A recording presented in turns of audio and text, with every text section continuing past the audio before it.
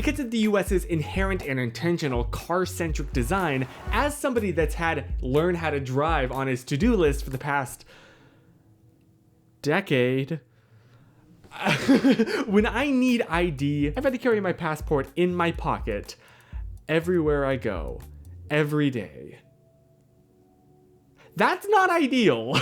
And because, of course, America can't have a national ID, what is this? That would be the mark of the beast, don't you know?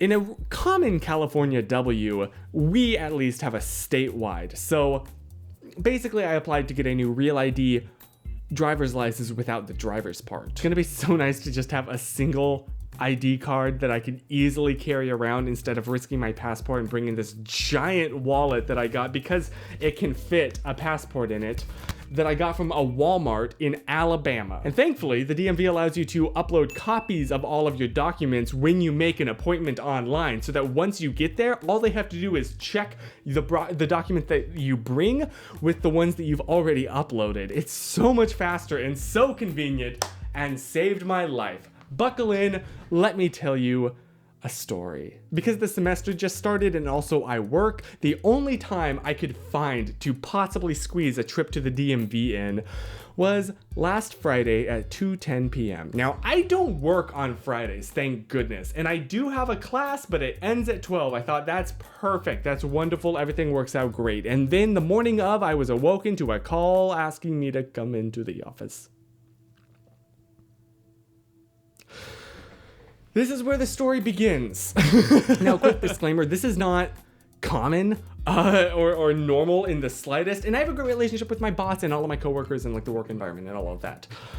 And in fact, the situation that I was greeted to when I entered the office was it was important for me to be there, so I'm glad that I was.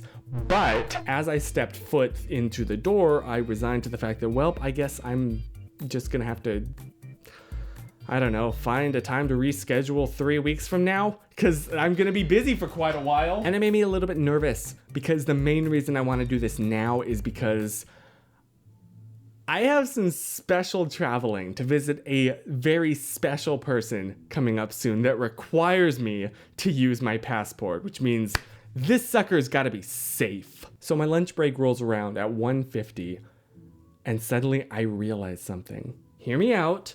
The DMV is 10 minutes away. Online, it said that the average wait time when you've already submitted your documents before your appointment is about 10 minutes, and then it's 10 minutes back. I have a 30-minute lunch break. I think I can do this. But I don't have time to think about this. I just gotta go. It's risky, because the Uber is still like 5 minutes away. It says that I will be dropped off at 2:05 p.m. My appointment is at 2:10 p.m. This all should fit into a 30-minute window, hopefully. So with my heart beating out of my chest and running on pure adrenaline, I jump into the Uber. As I watch the little car icon get closer and closer to the drop-off location in the back seat, I am counting the seconds. And when the car finally stops, I look up and I realize... Drop off, Chris. That's it?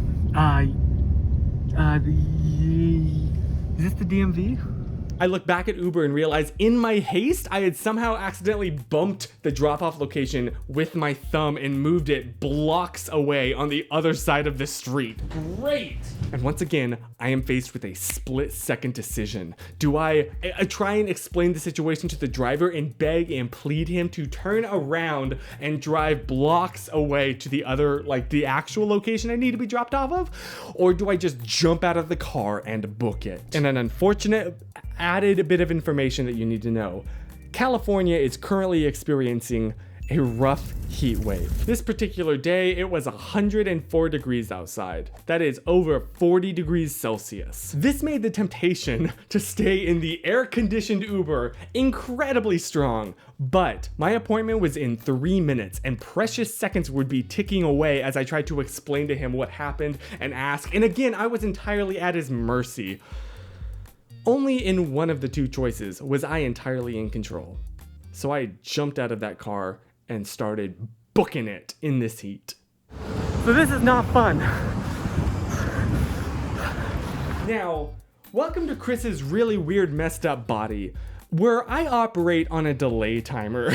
I am sprinting through Glendale, gasping for breath, but I make it. I make it with just seconds to spare. I'm still proud of that. I'm genuinely really proud of myself for that. They gave me the number 160. They were currently serving customer 158. So I had a little bit of wiggle room. And that is when the waterworks began. Remember I mentioned that I was on a delay? Bam, a torrential downpour of sweat begins. Before I realize it, my shirt is drenched. I have sweat on my eyelashes, which is getting onto the inside of my glasses. And of course, this hair did not go like this anymore. It went like this and was very wet in the process. This is when they called customer 159. And I had to choose immediately. Do I stay and just deal, or do I book it to the men's restroom, try and clean myself off, and rush back and pray that I don't miss my number being called and my one chance in this all being for naught? I bang the door open, fall down and kneel in front of the sink, turn on the water, and just completely soak my entire face in it, trying to get all of the sweat off. And then I reach for a paper towel.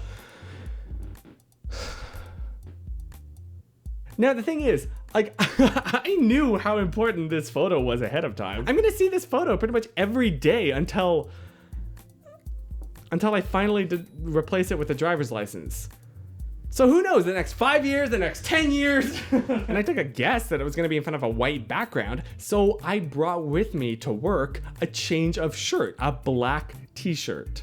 Perfect. So after I changed into that, I was out of options, and I tried to dry my face with my now drenched in sweat shirt. I just put the sweat that I just took off back on my face. And then with no time to lose, I book it right back out of the bathroom just in time because they called my number.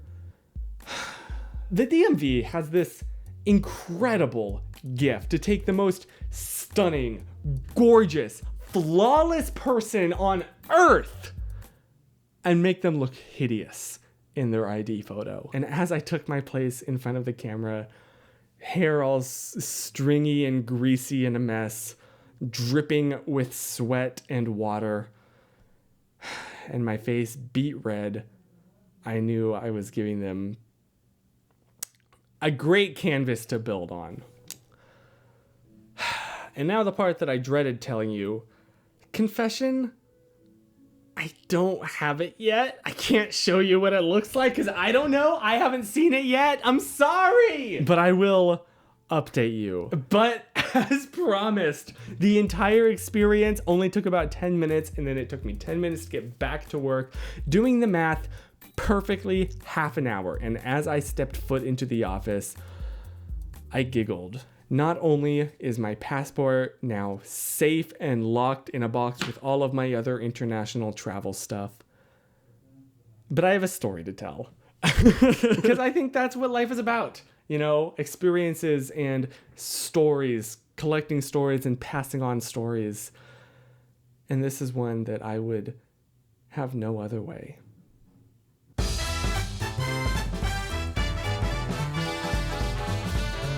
This is actually my second attempt to film this video. The first one, after telling the entire story, I realized I was not recording audio. So this time I have 2 different microphones set up here. 2 mics, 1 camera.